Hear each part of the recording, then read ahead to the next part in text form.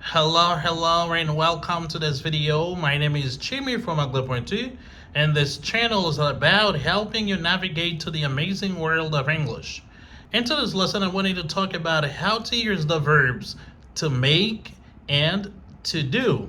Would you like to know the difference? Let's jump right in. Ici, Anglais.2 avec Teacher Jimmy qui l'a pour aider à améliorer l'anglais en ce qui concerne listening, speaking, writing, reading, and so on. Abonnez, partagez, like. Well, Jean que nous sommes dit dans l'introduction leçon 1, nous pourrons établir la différence qui existe entre le verbe to make et to do. Ces deux verbes signifient faire en français, mais en anglais, on les utilise de manière différente. C'est parti. Let's start with the verb to do. Do is used for general actions, for daily or repeated activities.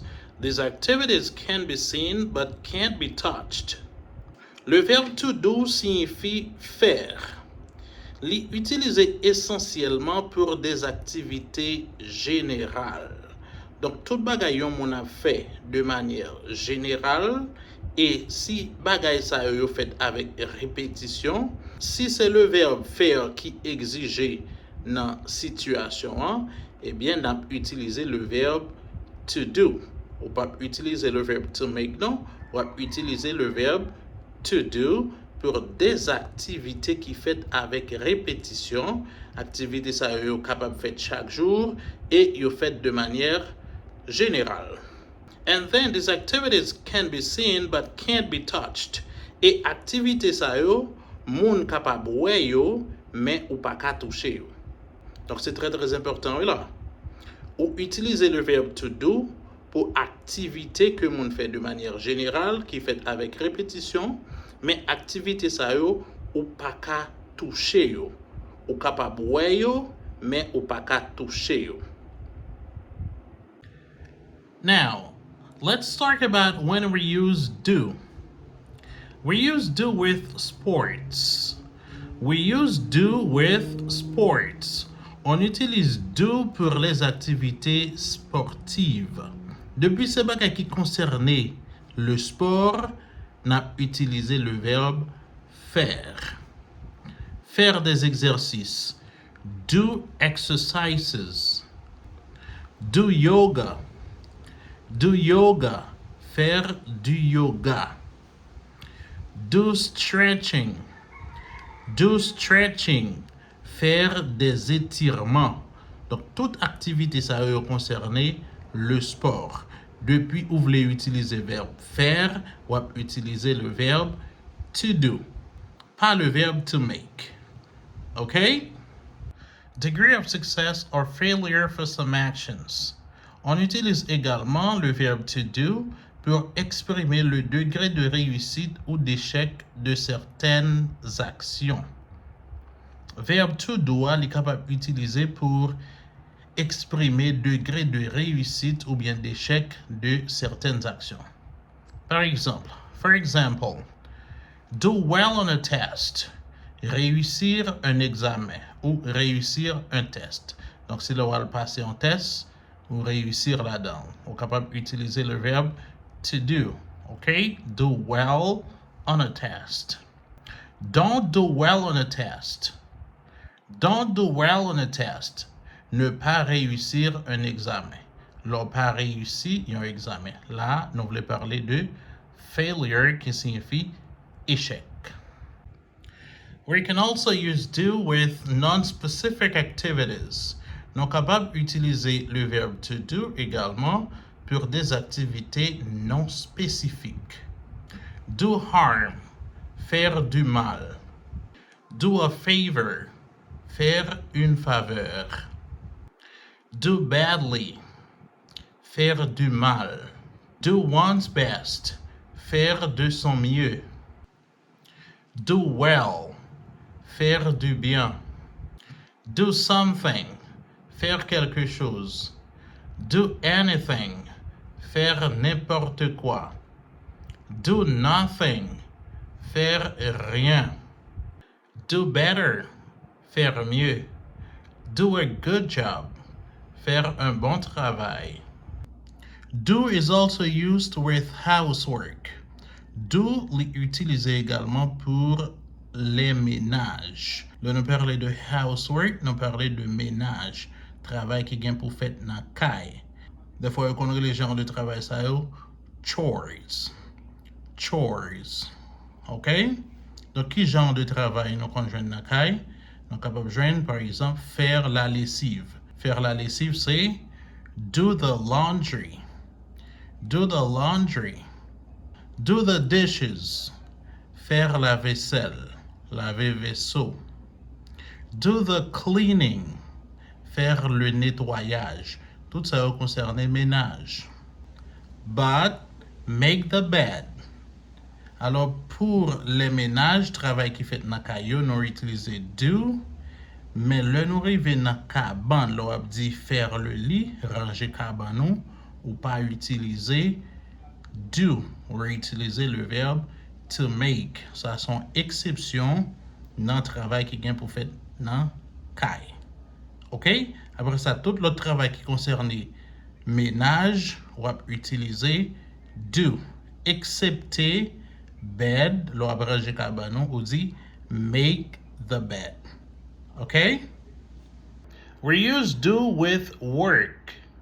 Work. Nous également utiliser le verbe to do. L'on a parlé de ça qui concernait travail.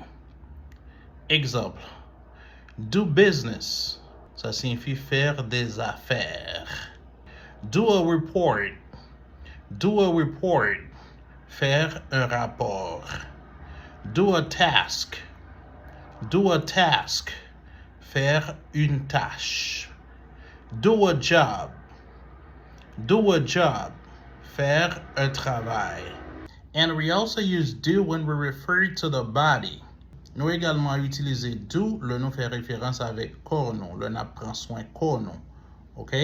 For example, do one's nails. Se faire les ongles.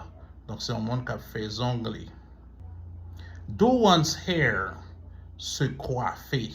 Yon moun kap peigner tête li. OK? Donc, ça est en rapport avec le corps. On va utiliser le verbe to do et non le verbe to make. We can also use do with schoolwork. Nous sommes capables d'utiliser le verbe to do également pour ça qui concerne des travaux scolaires. OK? C'est ça nous relève schoolwork. OK? Tout ça qui concerne l'école, travail qu'on fait à l'école, nous utilisons le verbe to do. Do homework. Faire des devoirs de maison. Ça a un rapport avec travail scolaire. Do a test. Do a test. Faire un test ou faire un examen. Do research. Faire des recherches. Tout ça va concerner l'école. OK? On va utiliser le verbe to do. Now, it's time for the verb to make. To make. To make, c'est le verbe faire également, mais l'utiliser dans un autre contexte. On regarde ensemble. We use the verb to make when we physically build, produce, or create something. Nous utilisons le verbe to make qui signifie faire, c'est lorsque nous voulons parler de construire, produire ou bien créer quelque chose. Grande différence qui existe entre le verbe to do et to make, c'est que pour le verbe to do, comme nous avons dit tout à l'heure, et ça qui fait là, ou capable mais ou pas qu'à toucher. Tandis que pour le verbe to make, non seulement ou est ça qui fait là, ça qu'on fait là, mais ou capable toucher également. Ça fait nous parler des verbes produire, créer, OK, construire. Donc l'offre créer un bagage, l'offre produire un bagage, l'offre construire un bagage, ou capable garder, ou capable toucher. OK? To make les utiliser dans le sens de fabriquer quelque chose également. We use the verb to make with food. Nous utilisons le verbe to make, le nom a parlé de nourriture, le nom a parlé de manger et boire. OK? Make coffee. Faire café, là, faire café. Make dinner. Faire le dîner. Make lunch. Faire le dîner également. Make breakfast. Faire le déjeuner. Tout ça va concerner nourriture et breuvage. OK? Donc, là, on a parlé de faire manger. Nous utilisons le verbe to make, mais pas le verbe to do. We also use the verb to make for relationship and communication. Nous également utiliser le verbe to make, c'est pour nous parler de relation et communication. Make an excuse. Faire une excuse. Make a call. Faire un appel. Make a complaint. Faire une plainte. Make a suggestion. Faire une suggestion. Make a promise. Faire une promesse. Tout ça va rentrer dans le cadre communication. Make a mistake. Faire une erreur. Commettre une erreur. Make a speech. Faire un discours. Communication. Make friends. Ça rentre dans le cadre relation. Relationship. Faire des amis. Make friends signifie faire des amis. Make a joke. Faire une blague. Make love. Faire l'amour. We can also use the verb to make to talk about money and business things. Nous sommes capables d'utiliser le verbe to make également pour parler de l'argent et pour nous parler des affaires. Make money, on fait l'argent. Make a deal, ou fait un deal avec un monde. Make an agreement, faire un accord. Make a contract, faire un contrat. Make a payment. Make a payment, faire un paiement. Make a profit, faire profit. Make a loss, faire une perte. Make an investment, faire un investissement. Tout ça est en rapport avec business et l'argent. Là, nous utilisons le verbe to make. And we can use the verb to make for plans and arrangements. Nous sommes capables d'utiliser le verbe to make également pour nous parler de planification et arrangement. Donc, c'est presque les mêmes mots. Planification, arrangement. Alors, font planification, planifient un bagage, ou font arrangement. Make up your mind. Décidez-vous. Prenez une décision. Lorsqu'on dit make up your mind, ça signifie prendre une décision, décider. Make a decision. Prendre une décision. Make a list. Faire une liste. Make an exception. Faire une exception. Make an appointment. Planifier un rendez-vous. Well, that's it, guys. I hope the lesson found you well.